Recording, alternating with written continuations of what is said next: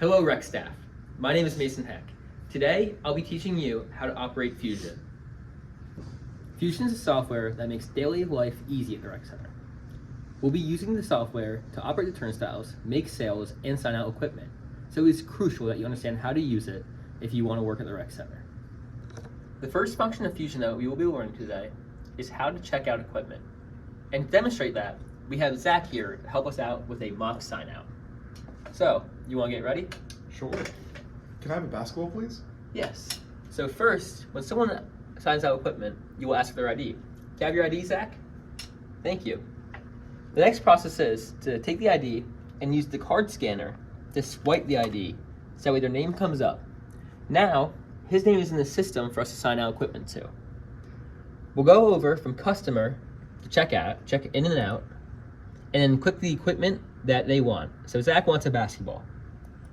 Click basketball, grab the basketball. These will be in the back, but for demonstration purposes, we have them up front. And you'll take the number that's on the basketball and click that in on the system. Now, they're all set. So give the ID back and the equipment that they checked out. The next part of Fusion that we will be learning today is how to check back in equipment. We have Zach back with us to demonstrate this. Here's the ball back. So, taking the ball isn't the final step. You'll have to go to the Equipment tab, go to Manage, and then go to Out. This will show all checked out equipment. Here you see Zach's basketball number 1. You're going to click that tab and hit Check in Selected Items, and yes. Now, the ball is actually checked in, and you can just go put it back in the back. The card swipe will be useful for many aspects of Fusion, from checking in and out equipment to sales, but sometimes it doesn't always work. If that's the case, you'll have to use a customer's name or their ID number to look them up. The easier way is to use their name. To do that, where you swipe the card, instead of just swiping under customer, you will hit the search bar, and then you'll search up their name.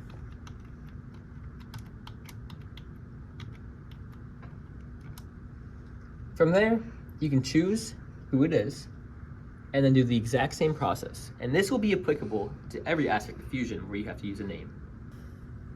The rest of this training video is mainly focused for supervisors. But with that being said, as a monitor, you should understand and know how to use all these functions just in case your supervisor is not at the desk. Patrons will be coming in through the turnstiles at the front, but sometimes you'll have to manually open those turnstiles. For example, if someone forgets their ID, if they don't have an ID at all, or if the turnstiles just are not working. So in that case, you have to know how to properly use the Access tab. So, in the Live section of the Access tab, to just open the gate, you will use the control panel on the side and just hit the switch. That will open the gate so people can go through. This should not be used for patrons though. For a patron, you should always document their name by looking up their name in the member section. So, if for example, I forgot my ID, I would type in the name, click the name, and I would choose to use allow or forgot ID. So I'm gonna hit allow, and that will open up the gate so the patron can go through. Next, we will be going over the Sales tab. At the register, we accept cash, bear bucks, and checks only. There will be no debit card transactions or credit card transactions. Both cash and checks will be processed through the computer, where bear bucks will be used on the tablet to the right. Most of the time, the transactions you will be doing at the computer will be for intramural sales. So, to demonstrate a potential purchase, we have Zach here. I'd like to sign up for intramural basketball. So, we'll take the ID of the patron or type up their name, put it in on the Sales tab under Customer, and then you're going to click the sport that the intramural patron wants to pay for. From there, you're going to hit Checkout, click the way of payment. For demonstration purposes, we'll use cash. We'll take the cash from the patron, enter, and complete the sale. Always make sure to print out the receipt for a patron. Here you go. You're all set. Thank you. All cash will go right into the register here, and also all checks will too. Now, we will be going over a guest pass sale. To demonstrate, we have Amanda. Hello, one guest pass, please. Can I have your ID? Yep. Thank you. So take their ID, go to sales, then customer, swipe the ID, then you'll click guest pass. Hand the ID back to the patron, and now ask, what's your name? Hugh Jazz. Type in the name, and then ask the customer for an email or a phone number. What's your phone number? 000 00 00 Hit done, check out, select the method of payment, and then you're all set.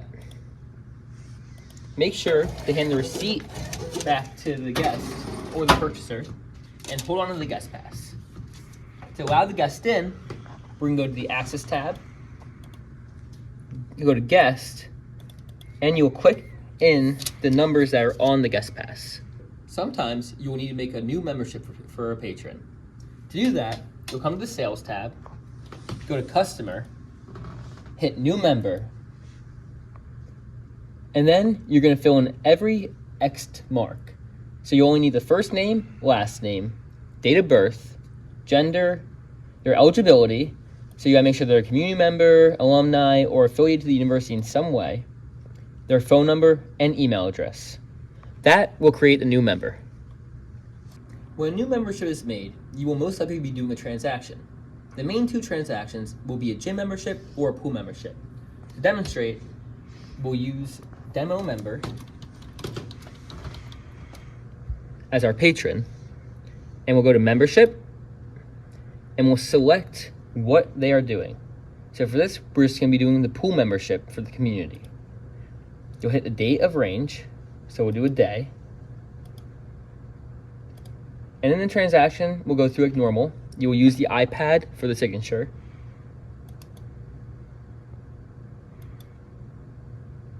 And you'll check out as normal. At the end of every shift, if you've made a transaction, you must do a sales summary. To make your sales summary, you will be going to the Sales tab, click the drop-down menu all the way to the left, and then click your tender summary for your name. So for me, it's going to be Mason Hack. Hit yes to print, and your tender summary will come out on a receipt through the receipt maker. From there, you're going to track down all the bills that you're going to put in for your sales. So any cash sale or check, you'll be putting in the envelope. So for this, $12, let's say I had a $10 bill and 2 singles.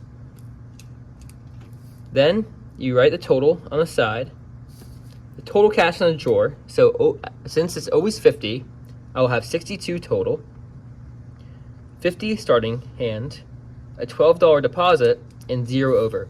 Then make sure to sign. Now, you will put the receipt and the cash you've made into the envelope. And on the envelope, you're going to write your name, the date, the time of shift, and the cash amount, bear buck amount, and check amount that you've made.